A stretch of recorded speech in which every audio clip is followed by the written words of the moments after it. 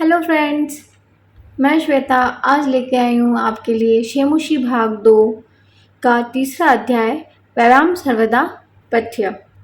तो चलिए पढ़ते हैं व्यायाम सर्वदा पथ्य।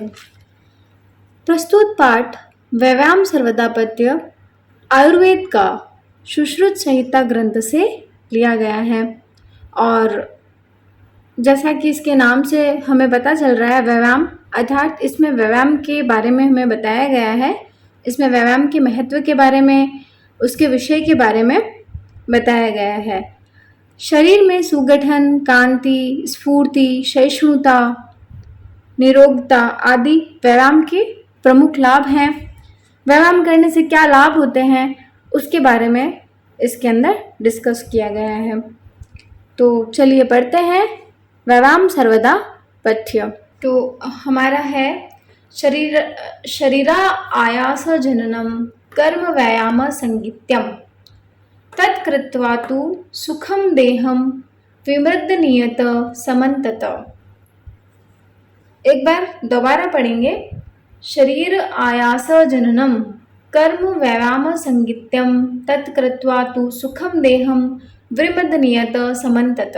अन्वय है शरीर आयास जननम कर्म व्यायाम संगीत्यम सुखम तत्कृत्वा तु समन्तत देह विमृद्धनीयत।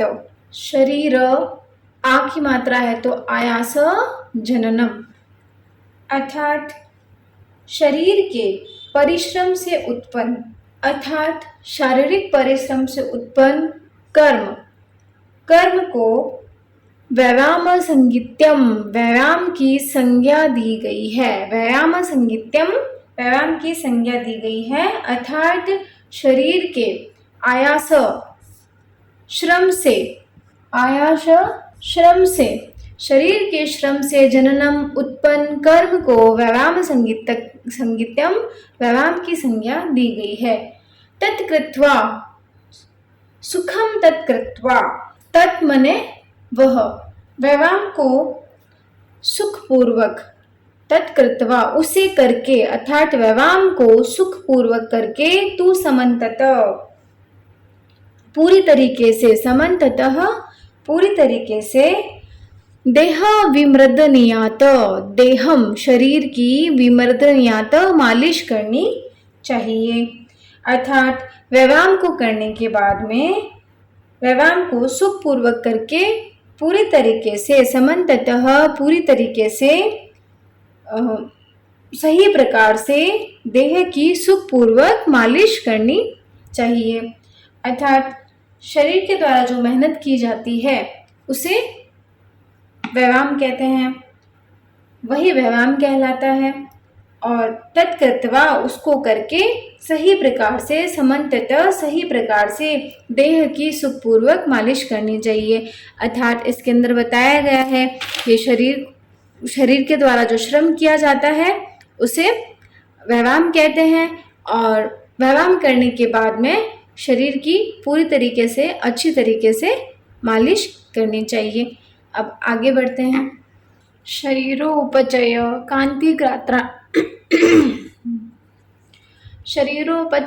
कान्तिगात्राणां सुविपिक्ता दीप्त अग्नित्व मन आलस्यम स्थिरत्वं लाघवं रचा।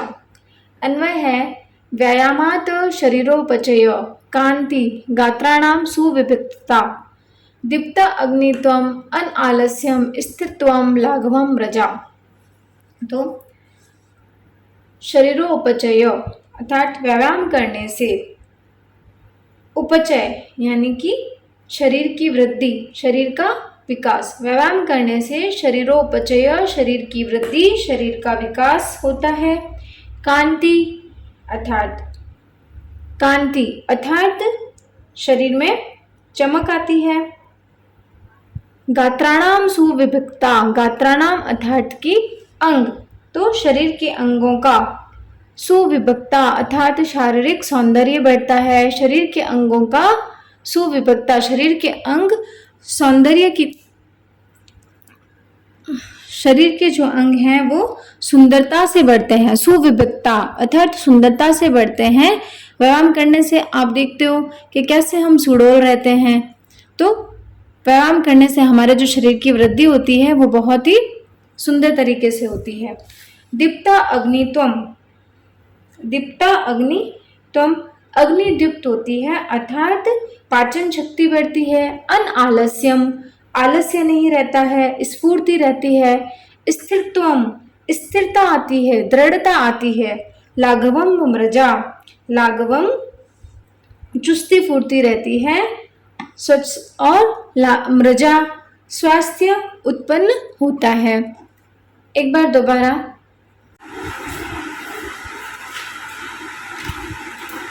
तो हम बढ़ते हैं हमारे अगले श्लोक की ओर।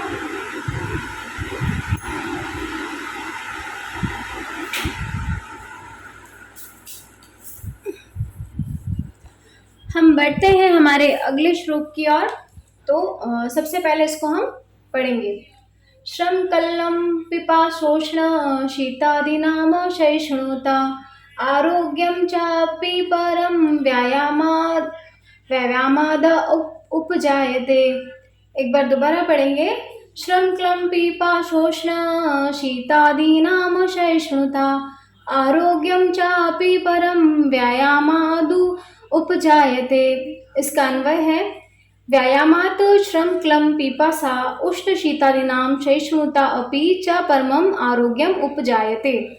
तो इसका अर्थात व्यायामात्, व्यायाम करने से, श्रम, श्रम से अर्थात परिश्रम से, क्लम उत्पन्न थकान, क्लम अर्थात थकान, पिपासा अर्थात प्यास, उष्ण अर्थात गर्मी, शीतादिनाम यानी कि सर्दी, दिनाम आदि के, सहिष्णुता सहन करने की, अपि च परमम और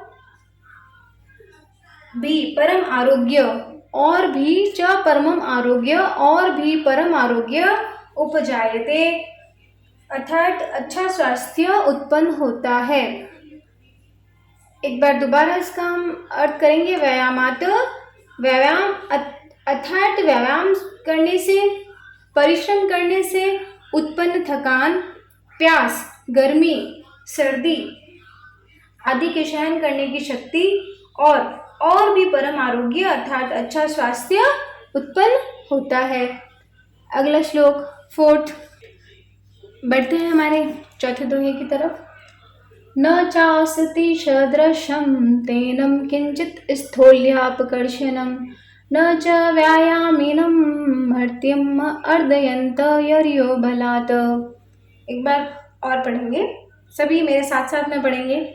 न चास्ति सदृशं तेनं किंचित स्थूल्यापकर्षणं न च व्यायामिनं मर्त्यं अर्दयन्ति यर्यो बलात्। देखिए, किंचित, इसके अंदर जो संधि है उसे हम पढ़ने के लिए कैसे पढ़ेंगे, आप सभी को जैसे दिख रहा होगा, इससे आपको पढ़ने में थोड़ी सी आसानी होगी। किंचित स्थूल्या अपकर्षणम न च व्यायामिनं मर्त्यम अर्दयन्त अर्यो बलात्। यहाँ पर भी इसका भी अपन एक बार देख लेते हैं। इसको भी अपन एक बार पढ़ने के लिए इसकी संधि करते हैं। ठीक है, एक बार आप इसे नोट कर लीजिए। न चास्ति सदृशं तेनं किंचित स्थूल्यापकर्षणं न च व्यायामिनं मर्त्यमर्दयन्त अर्यो बलात्। इसका अन्वय है तेन सदृश च स्थूल्यापकर्षणं किंचित न अस्ति व्यायामिनं मर्त्यम अर्य च बलात् न अर्दयन्ति। इसका हिंदी अर्थ करते हैं।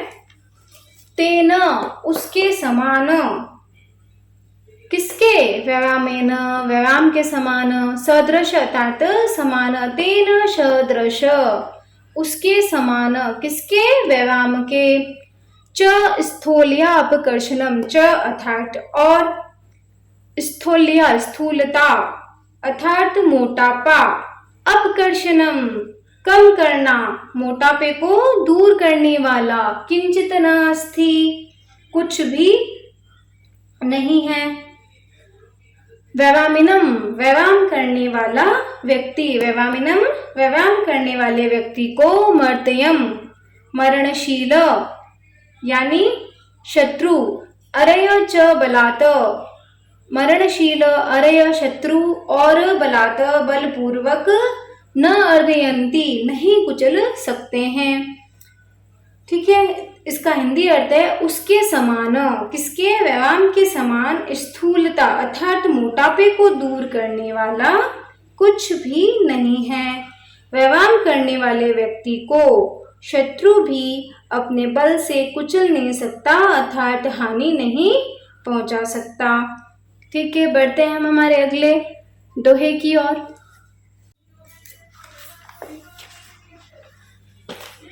हमारा 5वां श्लोक है, न चैनं सहसाक्रमय जरासन्धिरोहति स्थिरीभवति मासं च व्यायामाभिरतस्य च। न चैनं सहसाक्रमय जरासन्धिरोहति स्थिरीभवति मासं च व्यायामाभिरतस्य च। अन्वय है, एनं च जरा सहसा आक्रम्य न संधिरोहति व्यायामाभिरतस्य च मासं स्थिरी भवति। तो इसका अर्थ है एनम इस पर अर्थात व्यायाम करने वाले व्यक्ति पर, और जरा और बुढ़ापा भी सहसा अचानक आक्रमण न संधिरोहति न चढ़ता है। अर्थात एनम च जरा इस पर अर्थात व्यायाम करने वाले व्यक्ति पर, और बुढ़ापा भी सहसा अचानक आक्रमण करके नहीं चढ़ता है।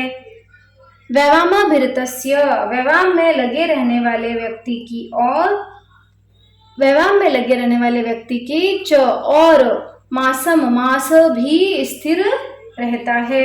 इसका हिंदी अनुवाद करेंगे कि इस पर, एनम च इस पर बुढ़ापा भी आक्रमण करके नहीं चढ़ता, और व्यायाम में तल्लीन रहने वाले मनुष्य का मांस भी स्थिर रहता है। अर्थात व्यायाम करने वाला व्यक्ति जल्दी बूढ़ा नहीं होता और उसका सौंदर्य भी बना रहता है। ठीक है, बढ़ते हैं हमारे, अर्थात इसके द्वारा व्यायाम के लाभ बताए गए हैं इसके अंदर, कि व्यायाम करने से हमें क्या क्या लाभ हो सकते हैं। तो व्यायाम करने से हम जल्दी बूढ़े नहीं होते और हमारा सौंदर्य भी बना रहता है। बढ़ते हैं हमारे अगले श्लोक की ओर।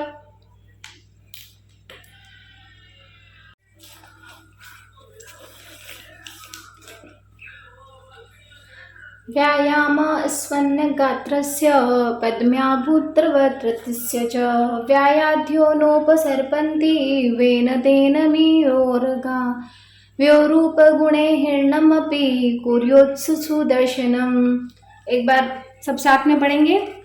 व्यायाम स्वन्न गात्रस्य पद्म्यामुद्वर्तितस्य च व्याध्यो नोपसर्पन्ति वेन तेयमेनोर्वगा वयोरूप गुण हिरणमपि कुर्योत्सु सुदर्शनम।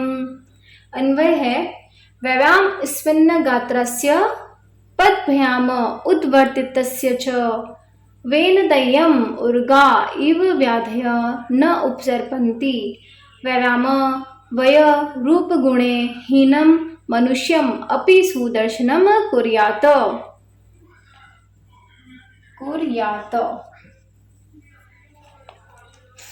तो इसका अर्थ करते हैं, व्यायाम स्विवन्न गात्रस्य व्यायाम करने से, गात्रस्य पसीने से लथपथ, पद्भ्याम पसीने से लथपथ अंगों वाले व्यक्ति का, व्यायाम करने से पसीने से लथपथ अंगों वाले व्यक्ति का, अर्थात जिस व्यक्ति का शरीर व्यायाम करने से पसीने से लथपथ रहता है ऐसे व्यक्ति का पद्भ्याम उद्वर्तितस्य च दोनों पैरों से अर्थात ऊपर उठा करके आसन करने वाले व्यक्ति के, नरस्य व्यक्ति के, वेनतय्यम गरुड़ उर्गा सांप के समान जैसे गरुड़ के पास में सांप नहीं आता है, उसी प्रकार से दोनों पैरों को ऊपर करके आसन करने वाले व्यक्ति के पास में भी रोग नहीं आते हैं, रोग पास में नहीं आते। व्यायाम व्यायाम वयम आयु रूप गुणेय रूप और गुणों से हीनम हीन मनुष्य मनुष्य अपि भी सुदर्शनम कुर्यात सुंदर बनता है। अर्थात इसका हिंदी अर्थ करेंगे, व्यायाम करने से जिसका शरीर पसीने से गीला हो तथा जो दोनों पैरों को ऊपर उठाने वाले आसन करता हो, अर्थात जो व्यायाम करते करते पसीने से लथपथ हो जाता है और जो दोनों पैरों को ऊपर उठा करके आसन करता है, उसके पास में रोग उसी प्रकार से नहीं आते हैं जिस प्रकार से गरुड़ के पास में सांप। व्यायाम आयु रूप एवं गुणों से हीन व्यक्ति को भी दर्शनीय सुंदर बना देता है। अर्थात कुल मिलाकर के हमें व्यायाम करना चाहिए। बढ़ते हैं हमारे अगले श्लोक की ओर।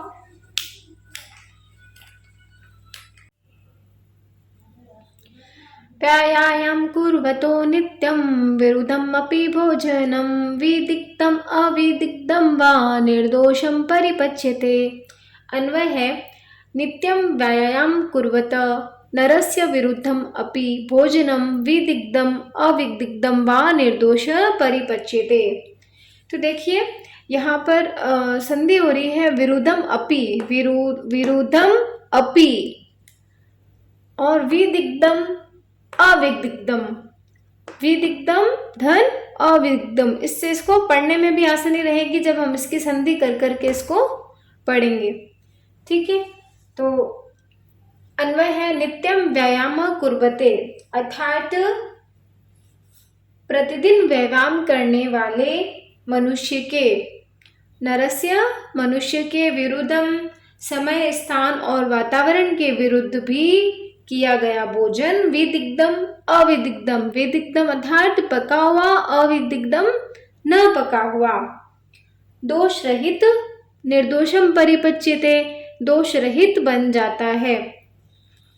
अर्थात व्यायाम करने वाले व्यक्ति का देश काल और वातावरण के विरुद्ध भी किया गया भोजन बिना किसी दोष के अर्थात सहजता से ही पच जाता है, चाहे वह अच्छी तरह से पका हुआ हो या न पका हुआ हो।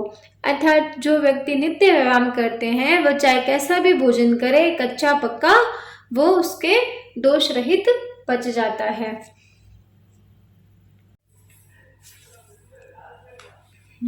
हमारा अगला श्लोक है, व्यायामो हि सदा पथ्यो बलिनां स्निग्ध भोजनं स च शीते वसन्ते च तेषां पथ्यतं स्मृतः। व्यायामो हि सदा पथ्यो बलिनां स्निग्ध भोजनं स च शीते वसन्ते च तेषां पथ्यतं स्मृतः।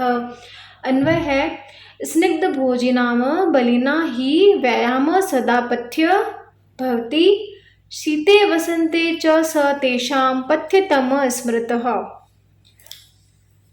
इसका अर्थ है, स्निग्ध भोजनाम, चिकनाई युक्त, स्निग्ध भोजनाम अर्थात चिकनाई युक्त भोजन करने वाले, बलिना ही बलशाली व्यक्ति का, ही यानी निश्चित रूप से, ही अर्थात निश्चित रूप से, बलिना बलशाली व्यक्ति का निश्चित रूप से व्यायाम सदा पथ्य, व्यायाम सदा अर्थात हमेशा, पथ्य स्वास्थ्यप्रद लाभदायक भवती होता है। शीते सर्दी में, वसंते वसंते च अर्थात और, वसंते वसंत ऋतु में, तेषाम उन व्यक्तियों के लिए यानी बलशाली व्यक्तियों के लिए, पश्यतम स्मृतः, पश्यतम स्मृत अर्थात और भी अधिक लाभदायक, स्मृतः माना गया है। इसका अर्थ है स्निग्ध अर्थात, स्निग्ध अर्थात चिकनाई युक्त भोजन करने वाले बलशाली व्यक्तियों के लिए व्यायाम सदा कल्याणकारी होता है उनके लिए शीते वसंते, सर्दी व वसंत ऋतु में व्यायाम और भी अधिक लाभदायक माना गया है। अर्थात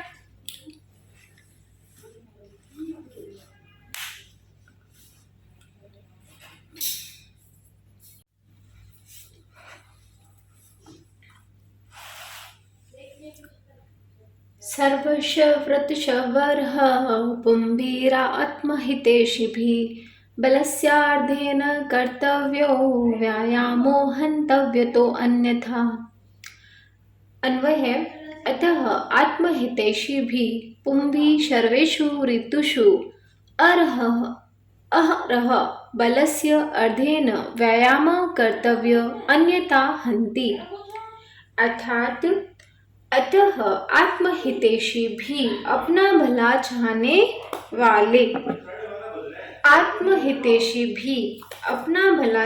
वाले पुंभी पुरुषों के द्वारा सर्वेषु ऋतुषु सभी ऋतुओं में अर्थात पूरे वर्ष साल भर अहरह दिन दिन अर्थात प्रतिदिन बलस्य अर्धेन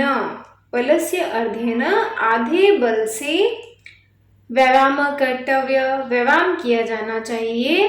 अन्यथा हन्ति अन्यथा हानिकारक होता है, नष्ट करता है।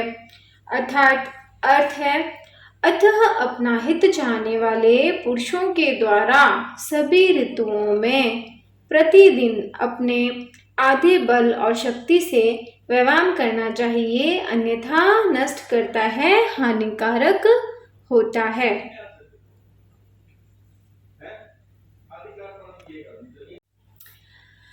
हृदि स्थान स्थितो वायु यदा वक्त प्रपद्यते व्यायाम कुर्वतो जंतो तत्बलादर्स्य लक्षणम। अन्वय है, व्यायाम कुर्वत जंतो हृदि स्थान स्थित वायु यदा वक्त प्रपद्यते तद बलादर्श्य लक्षणम भवति। अर्थ है इसका, व्यायाम कुर्वत जंतो व्यायाम करने वाले जंतो प्राणी के हृदय स्थान में यानी फेफड़ों में स्थित हृदय स्थान में स्थित अर्थात फेफड़ों में स्थित वायु अर्थात वायु यदा जब वक्त्रम मुख में प्रपद्यते आ जाती है, वक्त्रम अर्थात मुख में प्रपद्यते आ जाती है, तब बला अर्धस्य व आधे बल का लक्षण होता है। दोबारा देखते हैं, व्यायाम कुर्वते जंतो व्यायाम करने वाले जंतो प्राणी के हृदय स्थान में स्थित अर्थात फेफड़ों में स्थित वायु यदा जब वक्त्रम मुख में प्रपद्यते आ जाती है, तब बला अर्धस्य आधे बल का लक्षण होता है। अर्थात जब व्यायाम करते हुए मनुष्य के हृदय में स्थित वायु मुख को प्राप्त होती है, अर्थात जब सांस फूलने लगती है, तो उस मनुष्य के आधे बल का लक्षण होता है।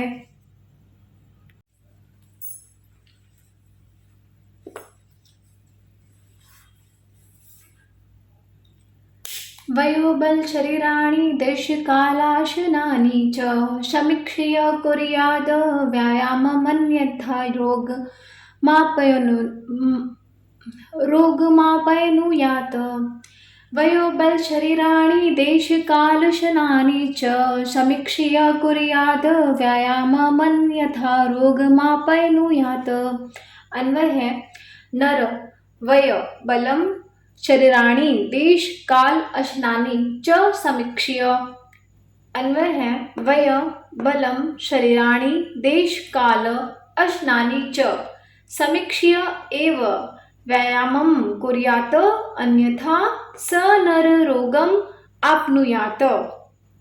अर्थात नर अर्थात मनुष्य को, वयम अपनी, बलम आयु अपनी ताकत, शरीराणी शरीर, देश यानी कि स्थान, काल अर्थात समय, अश्नानी अर्थात भोजन, च और समीक्षीय विचार करके, एव ही व्यायाम कुर्यात व्यायाम करना चाहिए, अन्यथा अन्यथा स नर वह व्यक्ति रोगम अपनुयात रोगों को प्राप्त होता है।